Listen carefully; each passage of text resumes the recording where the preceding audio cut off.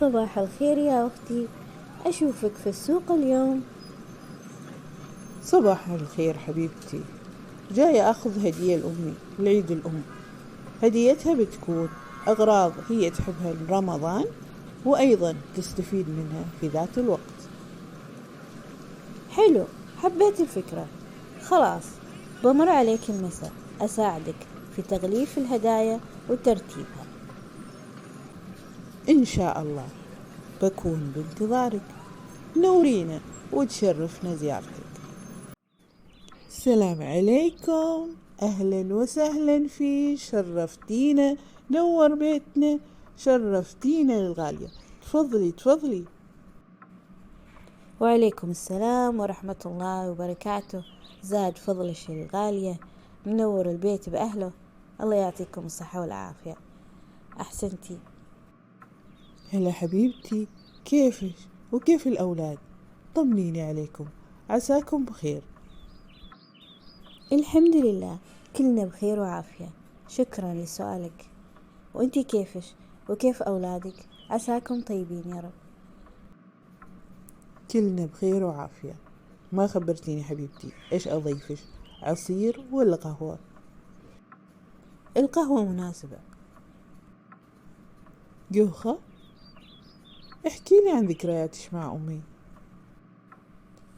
مثل ما تعرفي، الشعوب العربية تكون مسؤولية البيت فيها على الزوجة وعلى الأم تحديدا، وتقتصر مسؤولية الأب على توفير مصدر الدخل في أغلب الأحيان.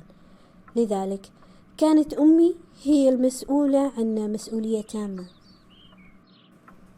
أمي ملاك موجود على الأرض، لو بديت الحديث عنها ما بنتهي ولا بوفيها حقها، لكن بحكي لك عن أمي الرائعة. أمي علمتني الكلام، وعلمتني الأكل، وعلمتني المشي، وعلمتني كيف أهتم بنفسي. ولما كنت صغيرة كانت تسر علي في مرضي، كانت تمشط لي شعري، وودتني المدرسة، علمتني حروفي الأبجدية، وعلمتني كيف أكتب بالقلم، وحفظتني صغار السور، وعلمتني الصلاة، وأدبتني وعلمتني عاداتي وتقاليدي. كانت معلمتي الأولى في الحياة، كانت صديقتي الوفية، كانت كاتمة أسراري والناصحة الأمينة. أمي ربتني أنا وأخواني على العادات والتقاليد والأخلاق الطيبة، وغرست فينا كل شيء جميل. كانت جهزنا الأكل، أحلى أكل في الدنيا من إيد أمي، هذا بإيجاز أمي. سلام على أمي وين ما راحت. أمي رويحة الجنة.